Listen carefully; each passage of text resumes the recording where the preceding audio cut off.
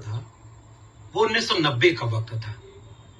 1990 के वक्त में एक बहुत बड़े आंदोलन की गूंज पूरे देश में सुनाई दे रही थी। उस आंदोलन का नाम था मंडल आंदोलन, और क्रिस्टोफ जेफले के शब्दों में कहें तो मंडल आंदोलन इंडिया साइलेंट रेवोल्यूशन जिस समय सर बात करें 1990 की, उस समय क्रांतिकारी का मेन अध्यक्ष बीपी मंडल नहीं थे, वो बीपी सिंह थे। बीपी मंडल साहब ने 1980 में ही अपनी रिपोर्ट बनाई, मगर क्या करें, कुछ लोग झूठ बोलते हैं अपने लोगों को बहलाने के लिए, जातिगत राजनीति करने के लिए। ये भूल जाते हैं कि जो बीपी सिंह ने ये सिफारिश की लागू करने के लिए, वो राजपूत थे।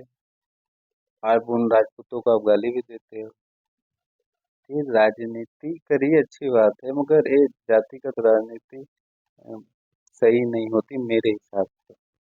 रही हक की बात ओबीसी एसटी की, तो 2014 से आप हक बता नहीं सकते, उसके लिए आपको 1947 में जाना पड़ेगा। हक की बात करेंगे तो शुरू से हक दीजिए, कि बीच बीच में हक की लड़ाई मत लड़िए। आप इन्होंने सर ने किताब लिखी है, सर ने किताब लिखी है, इसका नाम है प्रोफेसर की डायरी। इन्होंने भी इसमें मुख्यतः ये बताया कैसे विश्वविद्यालयों में स्वर्णों का कब्जा है, वो लोग कैसे बिहेव करते हैं, कैसे ओबीसी हिस्ट्री को रखते हैं। चलिए ठीक है, आपकी बात मैं मान लेता हूँ, बट सोचना ये बात है कि अगर वो लोग कब्जा है तो आप लोग पीछे क्यों हैं?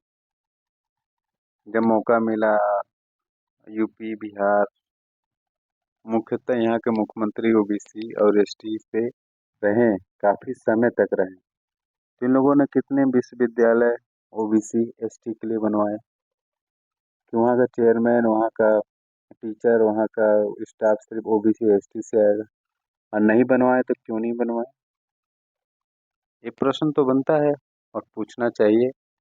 जो लोग ओबीसी एसटी नेताओं को वोट देते उन्हें तो पूछना पड़ेगा कि भाई हमें पढ़ना उसी कॉलेज में है, तो आप लोग बन के क्या करोगे? कोई फायदा तो हुआ नहीं। तो प्रोफेसर साहब, राजनीति करिए, अच्छी बात है, मगर कहानी शुरू से शुरू करिए।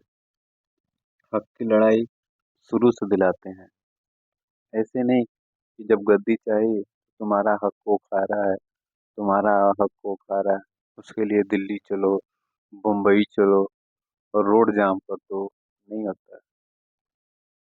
इसके लिए मैं आपको एक उदाहरण दूंगा कि जब भारत अंग्रेजों के अधीन था, तब शिक्षा की कमी थी।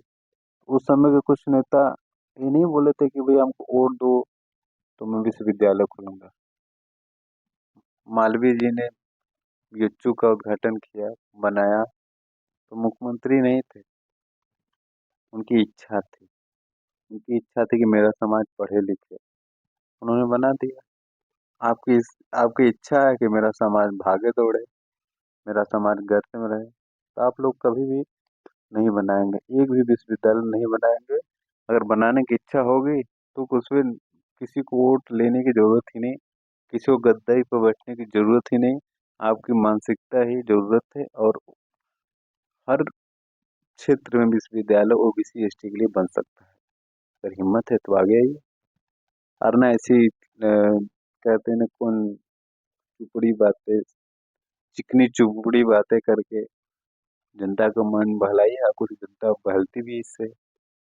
ठीक है, नमस्ते, जय हिंद।